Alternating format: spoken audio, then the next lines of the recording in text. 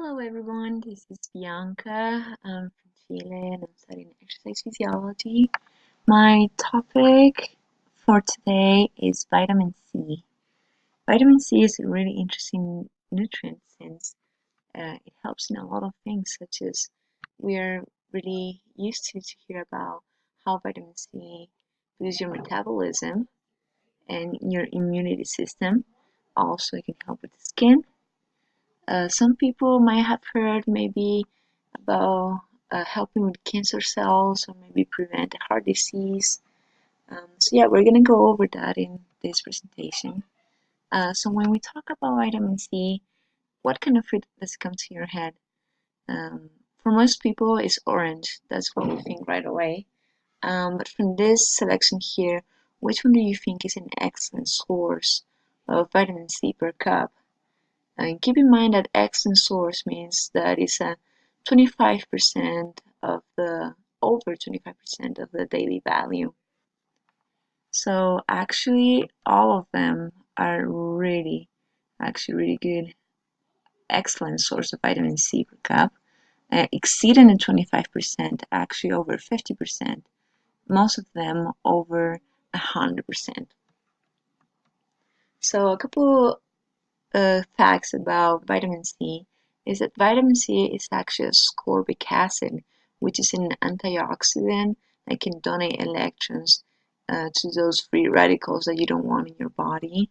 And it can be found in food in the ascorbic acid state, which is the reduced state, or in its oxidized state, which is the hydroascorbic acid. Also, it's the least stable vitamin that you can find just by storing your food in your counter, like for a couple of days or weeks, can reduce its content in vitamin C. And also, since it is a water soluble vitamin, it cannot be synthesized by the body and it cannot be stored in the body, at least for too long. So it's going to be excreted through the urine.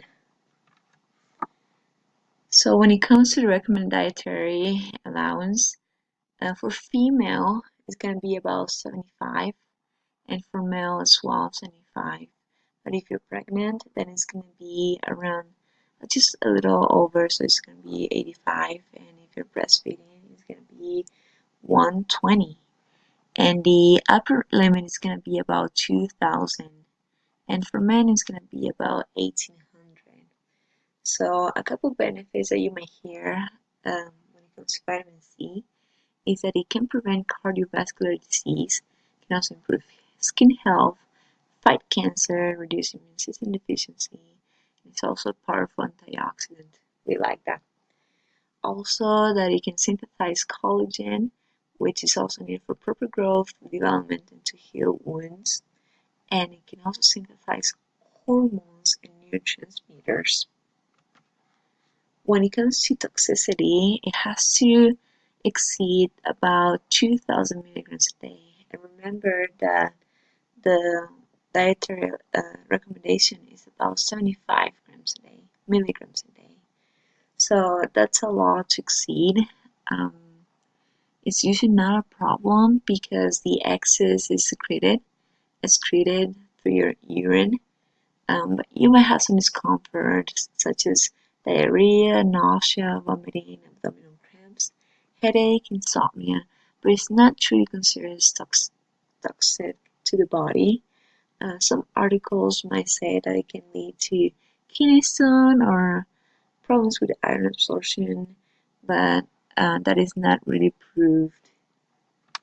When it comes to deficiency, too little, there's a deficiency that most of us know, that's scurvy. It can come from the centuries ago from those tales from the pirates and the British sailors. And it's very distinct by the bleeding in the gums that we see in those pirates, malgrowth of the teeth, bruises, and really dry skin, and a couple of symptoms may be the high fever, lethargy, and fatigue, anemia. But it's not very common in countries such as United States. When it comes to absorption, it is absorbed in the small intestine without being digested, and it can use the active transport if it is in the ascorbic acid state, or it can be absorbed through facilitated diffusion if it is in dehydroascorbic acid. Also, the efficiency might increase if the intake is not as high, and it's gonna be excreted by the kidneys as soon as the dietary intake of vitamin C increases. Also, the amount of vitamin C is stored in various tissues in the body, such as the pituitary and adrenal glands, the white blood cells in the eyes and brain, and the smaller concentrations are going to be found in the blood and saliva. The most interesting thing that I found about vitamin C is that it can help with collagen synthesis, which is really needed for strong skin. It's really interesting to me. So, in order to make collagen, you need three strands, really strong strands, to make this connective tissue. And the way that this happens is that you need to make hydroxyproline and out of proline. So for this, you need a couple of components, and one of them is iron. So in order to oxidize iron and to reduce iron, you need that vitamin C to reduce the iron form into its reduced form, right? So yeah, that was really interesting to me. A highlight from the literature that I found is about the supplements that we hear a lot. That yes, get vitamin C supplement is going to help you, it's going to prevent colds and things like that. But um, this article that I found actually shows a couple of research that shows that it's not true, and that the most efficient way to get the benefits from vitamins is to have is having them from your foods, from your veggies and fruits.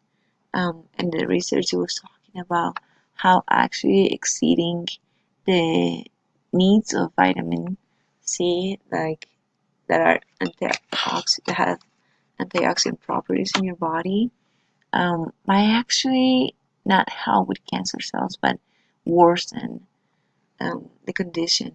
So it was talking about how we need free radicals um, in certain amount. Like we know that it's not good, but we need them in a small amount to fight those cancer cells.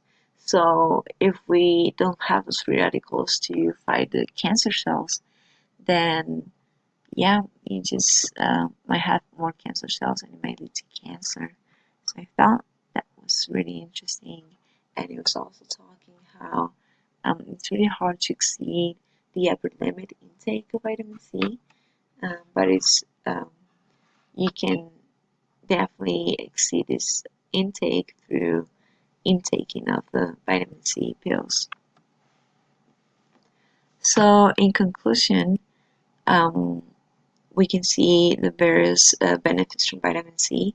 Can promote healthy skin and collagen formation, can improve iron absorption, can fight free radical damage, boost your immune function, enhance cancer treatment, and support heart health. Um, so what I want to take away from what I learned is that the best way to get those nutrients is from your diet.